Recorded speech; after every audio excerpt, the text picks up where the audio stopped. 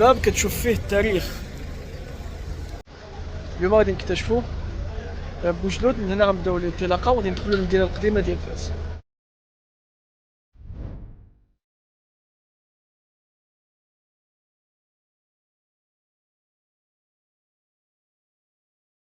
هذه فاس، العاصمة الثقافية والروحية للعالم. اسمعوا لي الموسيقى، اسمعوا لي خوت الموسيقى. شوف الموسيقى الرائعة جدا والبنايات. واحد العالم آخر، واحد العالم سبحان الله يخليك أنك تسافر في التاريخ. هذا هو باب بوجلود، هذا هو المدخل الرئيسي للفاس البالي. كاين جوج طلعات الخوت، كاين على اليسار وعلى اليمين. كاين على اليمين الطلعة الكبيرة ربما إلى عقل، والطلعة الصغيرة. وحنا غادي نكملوا من هنا يا أصدقاء، نكملوا الخوت على اليمين. غادي نهبطوا من هنا وغادي نكتشفوا فاس البالي. شوفوا معايا الخوت، هاد الزقاق هذا الصغير ما شاء الله عامر باللوحات الفنيه. مبدعون والله، مبدعون الناس ديال فاس. الابداع والله، الى الابداع.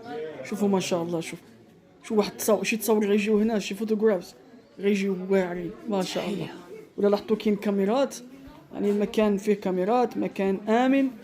ما شاء الله والله، زعما فاس مدينه تستحق الزياره.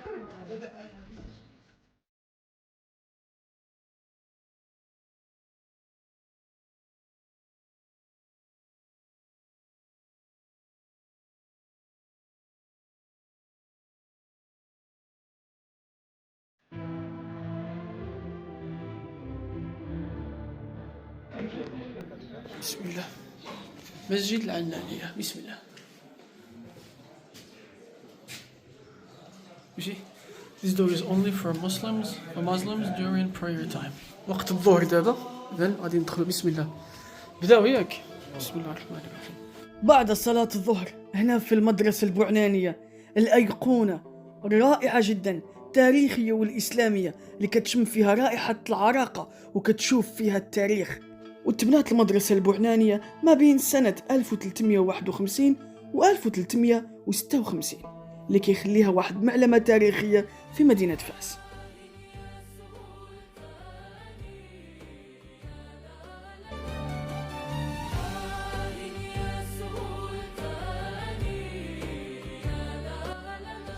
بعض الأحياء تقدر تدخلهم وتوضر فيهم مدينة فاس، ولكن يستاهل أنك توضر فيهم من كثرة التراث ومن كثرة الثقافة ومن كثرة القيمة ديال هذه المدينة الرائعة جدا المعترف بها من طرف اليونسكو. هذه أحد الأبواب، هاد الأبواب اللي كاينين هنا.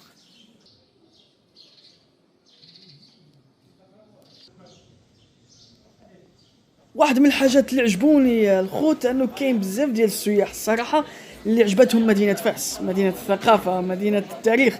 يعني انهم وخفض الحر وفي الصيف باش يمشيو للبحوره كيجيو للمدينه العتيقه فاس. هذا هو قصر المنبهي. هذا القصر هذا دخلنا له غير بالغلط، انه كان مسدود. حنا حسابنا راه مفتوح للعموم، حنا وبعض العائلات دخلنا مباشره، وفي الاخر قال لي ممنوع التصوير لانهم كيديروا كيسيقوا باش الغد ليه غادي يحلوا. مكان زوين الصراحه. هذه بالنسبه للاصدقاء اللي ما دخلوش عندنا الانستغرام. شوف المباني القديمه في مدينه فاس، في فاس الباليه، فاس القديمه ما شاء الله، شاهقه ما شاء الله. شوف البني القديم سبحان الله.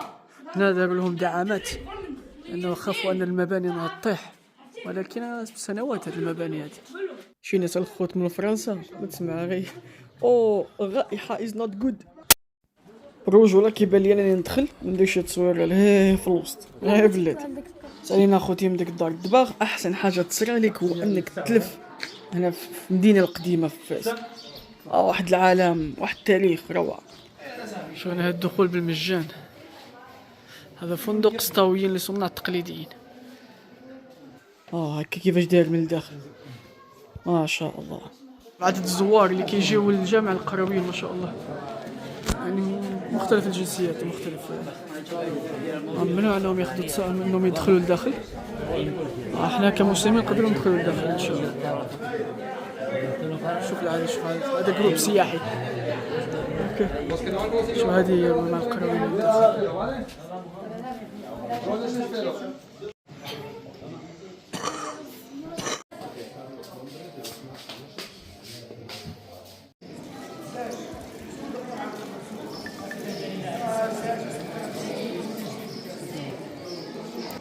إخوان، احنا دابا ضريح مولاي إدريس الثاني. هذا هو الضريح، مؤسس مدينة فاس. تخيلوا معاه، ضريح كاين في فاس البالية قريب من جامع القرويين المشهور، كيضم جثمان المولى إدريس الأزهر أو إدريس الثاني، وهو واحد المزار ديني ورئيسي ومركز روحي في مدينة فاس. الهندسة المعمارية كتميز هنا بالطراز المغربي الأندلسي العريق، بوجود الزليج الفاسي، القبس المنقوش، القبة الهرمية الخضراء، والنعش المغطى بالثوب المطرز بالآيات القرآنية. إدريس الثاني هو الحاكم الثاني للدولة الإدريسية والمؤسس الفعلي لمدينة فاس، وكيعود له الفضل الأكبر في توطيد أركان أول دولة إسلامية مستقلة في المغرب الأقصى. تولد إدريس الثاني في مدينة وليدي عام 793 ميلادي، وهو ابن مؤسس دولة إدريس الأول، الدولة الإدريسية، بن عبد الله الكامل، وكيمتد نسبه إلى الإمام الحسن بن علي بن أبي طالب رضي الله عنهما. إدريس الثاني كتذكر بعض المدارس التاريخية أنه ظهر واحد النبوغ والذكاء خارقين من الصغر ديالو، وكان حافظ للقرآن الكريم وهو في السن الثامنة فقط، وكان كيتمتع بالفصاحة والبلاغة والقوة البدنية ديالو المذهلة. بدا إدريس الثاني ممارسة الحكم ديالو الفعلي بشكل مستقل عند السن 17، واتخذ واحد القرار استراتيجي غير مسار التاريخ كامل، وهو تأسيس عاصمة جديدة واللي هي فاس.